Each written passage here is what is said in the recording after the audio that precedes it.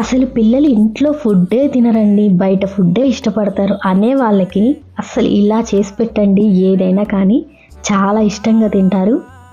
అలాగే మనం ఎప్పుడు దోసపిండి పట్టేటప్పుడు కానీ అందులో మిల్లెట్స్ అనేవి కొద్దిగా యాడ్ చేసుకుంటే చాలా హెల్దీగా పిల్లలకి టేస్టీగా ఇవ్వచ్చు అనమాట. అయినా ఎదిగే పిల్లలకు కానివ్వండి, పెద్దవాళ్ళకి కానివ్వండి, ప్రోటీన్ అనేది చాలా ఇంపార్టెంట్. ఇందులో పన్నీర్లో చాలా ప్రోటీన్ ఉంటుంది. వీక్లీ ఒక్కసారైనా పన్నీర్ అనేది మనం ఎలాగైనా సరే తీసుకోవాలి. అది మీకు తెలుసా?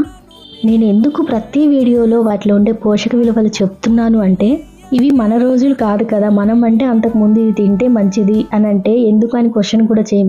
కానీ ఇప్పుడు పిల్లలు అలా కాదు, ఎందుకు అని క్వశ్చన్ చేసినప్పుడు మన దగ్గర ఆన్సర్ అయితే ఉండాలి కదా, అది దేనికి మంచిది ఏంటి అని చెప్పడానికి. తినండి ఇది మంచిది అని అంటే కాదు కదా, దానివల్ల లభించే పోషక విలువలు ఏంటి, బెనిఫిట్స్ ఏంటో మనం తెలుసుకుంటేనే కదా వాళ్ళకి చెప్పగలుగుతాం.